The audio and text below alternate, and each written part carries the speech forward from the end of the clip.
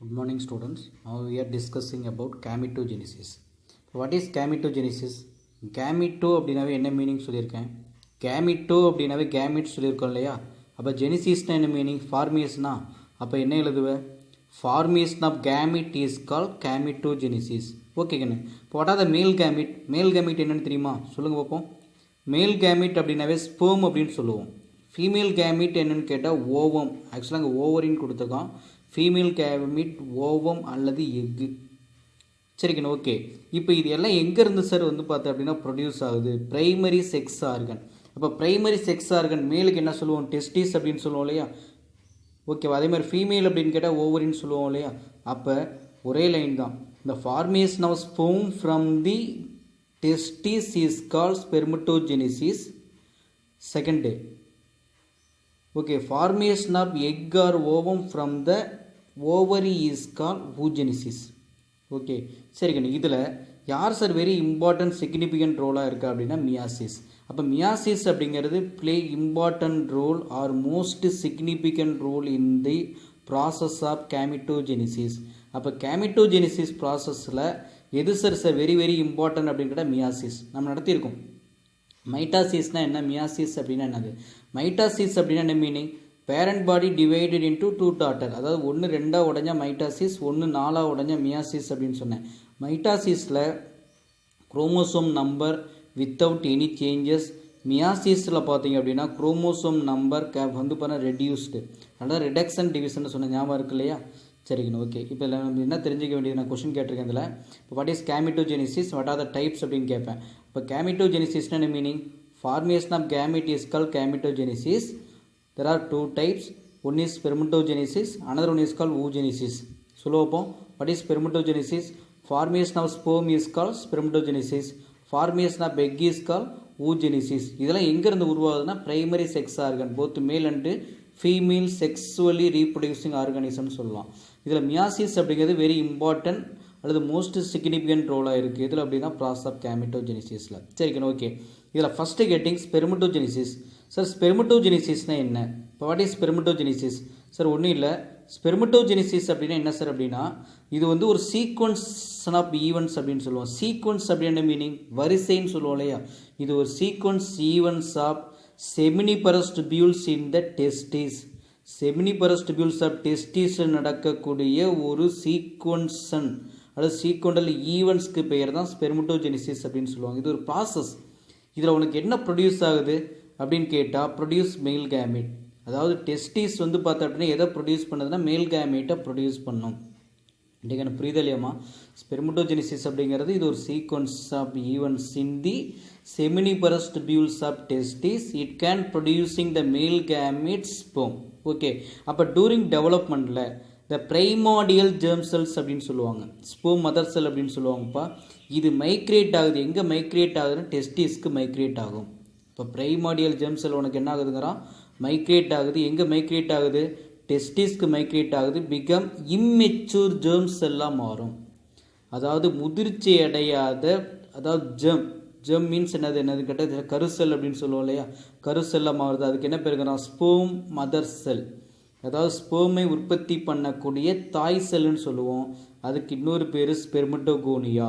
இது எங்கடா இருக்குன்னா இன்னர் சர்ஃபேஸ் ஆஃப் செமினிபரஸ் டிபியூல்ஸில் இருக்கும். ஓகேவா? அப்போ தெளிவாக ஞாபகம் வச்சுக்கோ. இல்லை மேக்ஸிமம் பார்த்தீங்கன்னா எங்கே ஃபார்ம் ஆகிருக்கு அப்படின்னு கேட்டால் என்ன எழுதுவேன்? இன்னர் சர்ஃபேஸ் ஆஃப் வந்து பார்த்தா அப்படின்னா செமினிபரஸ் டிபியூல்ஸில் வந்து பார்த்தா அப்படின்னா ஃபார்ம் ஆகிருக்கும். இதில் டயக்ராம் கூட கொடுத்துருக்காங்கன்னு நினைக்கிறேன். இப்போ இதில் பார்த்தீங்க அப்படின்னு கேட்டால் வந்து பார்த்தீங்கன்னா இந்த டயக்ராம் கொடுத்துருக்காங்க பாருங்கள். ஓகே, இந்த டயக்ராமில் பாருங்கள் அழகாக ஆட்டோமேட்டிக்காக அதாவது எங்கேருந்து ரிலீஸ் ஆகுது அப்படின்னு கொடுத்துருக்கான். அதாவது அங்கே இருக்கக்கூடிய வந்து பார்த்திங்க அப்படின்னா இந்த ஸ்பெர்ம், அதாவது ஸ்பெர்மட்டோகோனியான்னு சொல்லுவாங்க இல்லையா. அப்போ ஈஸியாக ஞாபகம் வச்சுக்கோ. ஸ்பெர்மட்டோஜெனிசிஸில் ஆட்டோமேட்டிக்காக அங்கே இருக்கக்கூடிய வந்து பார்த்தா அப்படின்னா ஸ்பெர்ம் அல்லது பிரைமாடியல் ஜெர்ம் செல் உனக்கு என்ன ஆகுதுன்னா மைக்ரேட் ஆகுது. எங்கே மைக்ரேட் ஆகுதுன்னா டெஸ்டிஸ்க்கு. ஓகேவா? அண்ட் பிகம் என்ன ஆகும்? இம்மெச்சூர் ஜெர்ம் செல்லாக ஃபார்ம் ஆகும். அந்த இம்மெச்சூர் ஜெர்ம் செல்லுக்கு என்ன பேர் அப்படின்னு கேட்டால் என்ன எழுதுவேன்? இம்மெச்சூர், அதாவது ஜெர்ம் செல் இஸ் கால்ட் என்னதான் ஸ்பெர்ம் மதர் செல் அப்படின்னு சொல்லுவாங்க. அதுக்கு என்ன பேருங்கிறான்? ஸ்பெர்மட்டோகோனியான்னு சொல்லுவாங்க. Spermatogonia otherwise call sperm mother cell அப்படின்னு சொல்லுவாங்க. ஓகேவா? சரிக்கணும், ஓகே. இப்போ அடுத்தது இந்த ஸ்பெர்மட்டோகோனியா எங்கே இருக்குது? இன்னர் சர்ஃபேஸ் ஆஃப் செமினிபரஸ் டிபியூல்ஸில் இருக்குங்கிறான். ஸ்பெர்மட்டோகோனி எங்கே இருக்குன்னு கேட்டால் என்ன எழுதுவேன், இன்னர் சர்ஃபேஸ் ஆஃப் எங்கே அப்படின்னு கேட்டால் செமினிபரஸ் டிபியூல்ஸில் ஃபார்ம் ஆகிருக்கு. சரிக்கணும், ஓகே. அடுத்தது இப்போ இந்த ஸ்பெர்மட்டோகோனி அப்போ உனக்கு என்ன ஆரம்பிக்குது சார், மைக்ரேட். மைக்ரேட்னா தட் இஸ் மூவ் அப்படின்னு சொல்லுவோம். எங்கே மைக்ரேட் ஆகுது, இந்த ஸ்பெர்மட்டோகோனியா மைக்ரேட் எங்கே மைக்ரேட் ஆகுது அப்படின்னு கேட்டால் என்ன எழுதுவேன், இந்த ஸ்பெர்மட்டோகோனியா மைக்ரேட் டு தி எங்கே அப்படின்னு கேட்டால் அது mitotic cell division at puberty and continue throughout the life. ஆட்டோமேட்டிக்காக இந்த ஸ்பெர்மட்டோகோனியா வளர்ச்சி அடையுது. அப்போ எப்படி வளர்ச்சி அடையுது அப்படின்னு கேட்டால் என்னது, அதாவது மைட்டாட்டிக் செல் டிவிஷனில் அட் பியூபர்ட்டி பூப்படைதல் நிகழ்வு நடந்த முதல் continue throughout the life லாங்காகவே உனக்கு என்ன ஆகுனா இந்த டிவிஷன்ஸ் இருந்துக்கிட்டே இருக்கும். ஓகேவா. இதுக்கு முன்னால் இந்த ஸ்பெர்மட்டோஜெனிசிஸில் ஹவு மெனி ஃபேஸ் இருக்குது அப்படின்னு கேட்டால் 3 phases இருக்குது.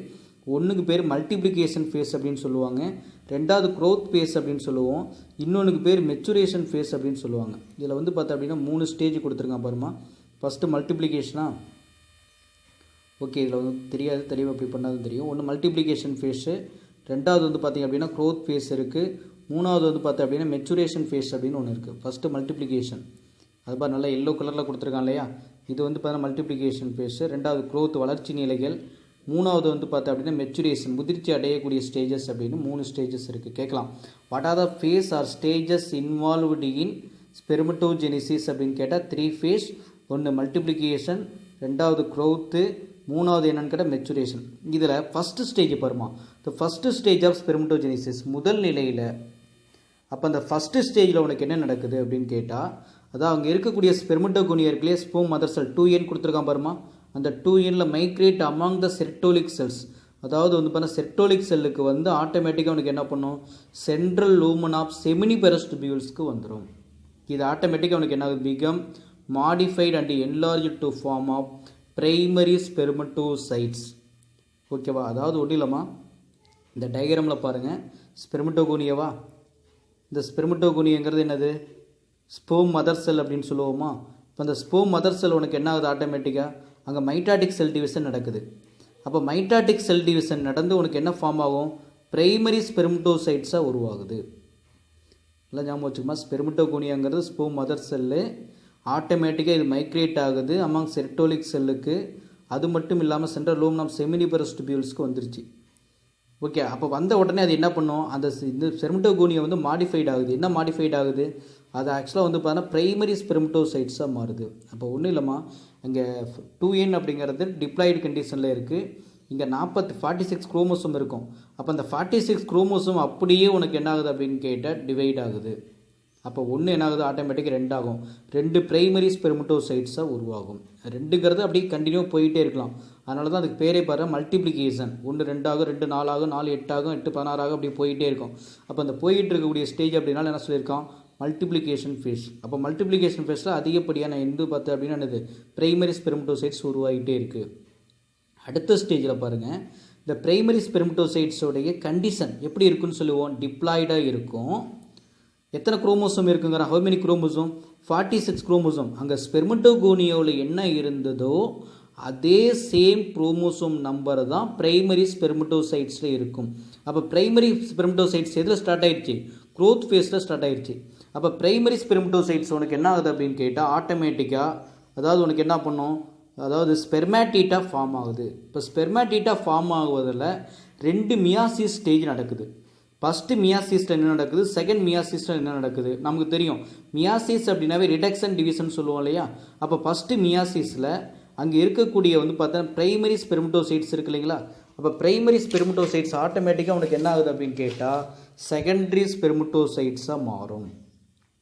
பிரைமரி ஸ்பெர்மட்டோசைட்ஸ் உனக்கு என்ன ஆகுது, ஃபஸ்ட்டு மியாட்டிக் டிவிஷனில் டு ஃபார்ம் 2 செகண்டரி ஸ்பெர்மட்டோசைட்ஸாக மாறுது. அப்போ 2n உனக்கு என்ன ஆயிடுச்சு, சிங்கிள் என்னென்னா ஃபார்ம் ஆயிடுச்சு இல்லையா.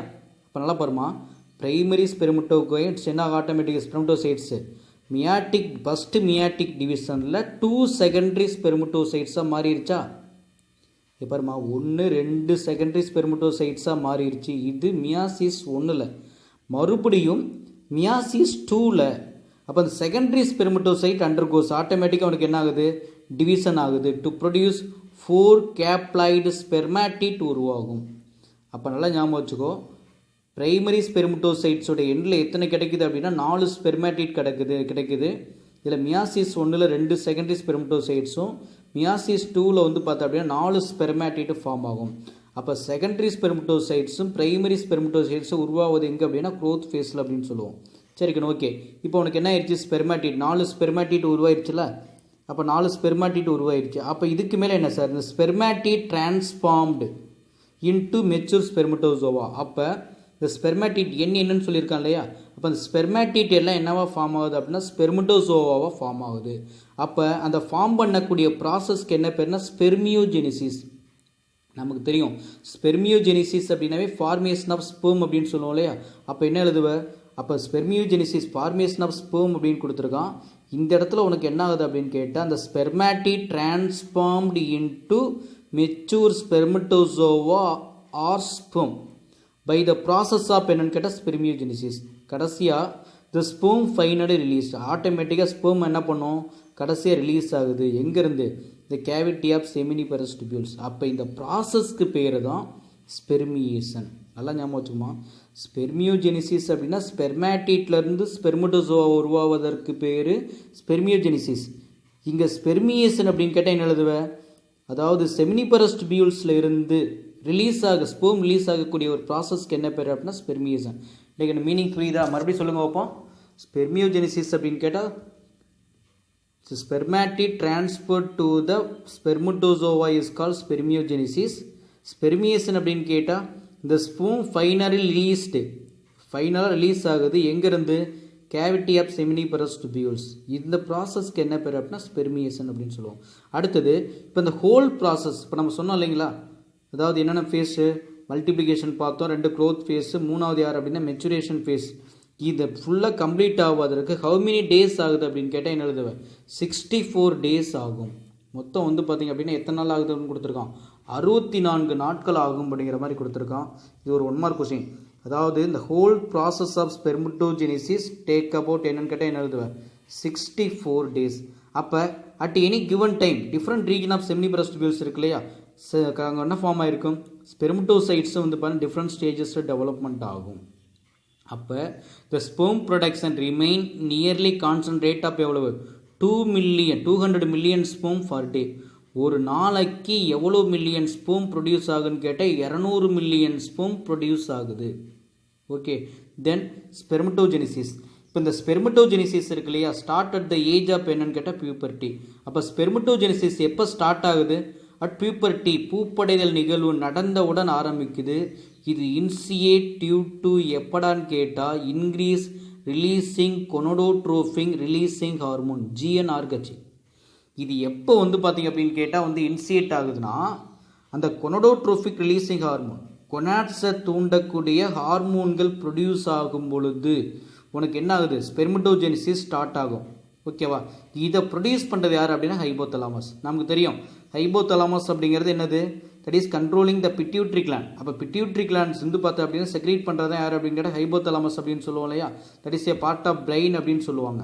ஞாபகம் இருக்கா இல்லையாம்மா, ஹைபோதலாமஸ் அப்படிங்கிறது மேக்ஸிமம் கனெக்டிங் லிங்க் பிட்வீன் யார் எண்டோக்ரைன் கிளாண்டு, இந்த சைடு நர்வஸ் சிஸ்டம். ஞாபகம் இருக்கா இல்லையா. அப்போ ஹைபோதலாமஸ் வந்து எதை ப்ரொடியூஸ் பண்ணுது, கொனோடோட்ரோபின் ரிலீசிங் ஹார்மோனை ப்ரொடியூஸ் பண்ணும். அப்போ the gonadotropin releasing hormone acts anterior pituitary gland and stimulate secretion of என்னது 2 கொனோடோட்ரோபின் ஹார்மோன். இதில் உனக்கு எப்படி கொஸ்டின் கேட்கலாம், வாட் ஆர் த கொனோடோட்ரோபிக் ஹார்மோன்னா FSH1 LH1. FSH என்ன மீனிங், பாலிக்யூல் ஸ்டிமுலேட்டிங் ஹார்மோன் ஒன்று ப்ரொடியூஸ் பண்ணது, 2வது லியூட்னிசிக் ஹார்மோனை ப்ரொடியூஸ் பண்ணும். அப்போ நல்லா ஞாபகம் வச்சுக்கோ, ஹைபோதலாமஸ் ப்ரொடியூஸ் பண்ணுவது கொனோடோட்ரோபின் ரிலீசிங் ஹார்மோன், பிட்யூட்ரி ப்ரொடியூஸ் பண்ணுவது 2 கொனோடோட்ரோபின் ஹார்மோனை, ஒன்று பாலிக்யூல் ஸ்டிமுலேட்டிங் ஹார்மோன், இன்னொன்று லியூட்னிசிக் ஹார்மோன். இப்போ பாலிக்யூல் ஸ்டிமுலேட்டிங் ஹார்மோன்னா என்ன சார், இப்போ FSH உடைய வேலை என்ன, இப்போ இந்த FSH ஸ்டிமுலேட் எதை சார் ஸ்டிமுலேட் பண்ணுதுன்னு, டெஸ்டிகுலார் க்ரோத், டெஸ்டிஸோடைய வளர்ச்சியை தூண்டிவிடும். 2வது enhance stimulate the production of androgen binding protein. அப்போ ஆண்ட்ரோஜன் பைண்டிங் புரோட்டீனை தூண்டுவது யார் அப்படின்னு கேட்டால் FSH தான். இதெல்லாம் செக்ரீட் பண்ணுறது யாருமா, செர்டோலிக் செல். அப்போ இதில் ஒரு 1 மார்க் கொஸ்டின் இருக்குமா, அதாவது ஆண்ட்ரோஜன் பைண்டிங் புரோட்டீனை ப்ரொடியூஸ் பண்ணுவது யார் அப்படின்னு கேட்டால் செர்டோலிக் செல் அப்படின்னு சொல்லுவோம். இன்னொன்று இருக்குது, இன்கிபின் அப்படிங்கிற ஹார்மோனை ப்ரொடியூஸ் பண்ணுறது யார், செர்டோலிக் செல் தான். அப்போ நல்லா ஞாபகம் வச்சுக்கோ, 2 பாயிண்ட் ஞாபகம் வச்சுக்கோ. செர்டோலிக் செல் கேன் ப்ரொடியூசிங் இன்கிபின் அப்படிங்கிற ஒரு ஹார்மோன் இருக்குது. ரெண்டாவது ஆன்டிஜன் பைண்டிங் புரோட்டீன், இதனுடைய வேலை ப்ராசஸ் ஆஃப் ஸ்பெர்மியோஜெனிசிஸ். நம்ம பார்த்தோம் இல்லையா, ஸ்பெர்மியோஜெனிசிஸ் என்ன மீனிங், ஃபார்மேஷன் ஆஃப் ஸ்போம், ஞாபகம் இருக்கு இல்லையா. கடைசி எல்ஹெச்சோடைய வேலை என்ன, எல்ஹெச் வந்து லீடிங் செல் இன்வால்வ் ஆகுது. இது ஸ்டிமுலேட் சிந்தசிஸ் ஆஃப் டெஸ்டோஸ்டிரான். அப்போ டெஸ்டோஸ்டிரானுடைய வளர்ச்சியை தூண்டுவது, உற்பத்தியை தூண்டுவது யார் அப்படின்னா எல்ஹெச். இது கடைசியாக இது stimulate the process of spermatogenesis. அப்போ நல்லா ஞாபகம் வச்சுக்கோ, எஃப்எஸ்ஹெச் உடைய வேலை ஆண்ட்ரோஜன் பைண்டிங் புரோட்டீனை தூண்டுது, சரி செர்டோலிக் செல்லை தூண்டுது அப்படிங்கிற மாதிரி வச்சுக்கோ. செர்டோலிக் செல்லை தூண்டி விட்டு ஆண்ட்ரோஜன் பைண்டிங் புரோட்டீனை ப்ரொடியூஸ் பண்ணுது. எல்ஹெச் உடைய வேலை லீடிங் செல்லை தூண்டி விட்டு டெஸ்டோஸ்டிரானை ப்ரொடியூஸ் பண்ண வைக்கும். ஓகேவா, சரி. இது very very important question. What is gametogenesis, what are த வந்து பார்த்தீங்க அப்படின்னா வந்து what are the types, explain the smell, சரி எக்ஸ்பிளைன் த ஸ்பெர்மட்டோஜெனிசிஸ் மட்டும் கேட்கலாம், அல்லது ஊஜெனிசிஸ் மட்டும் கேட்கலாம். அப்படி இல்லைன்னா ஸ்கேமெட்டிக் ரெப்ரசன்ட்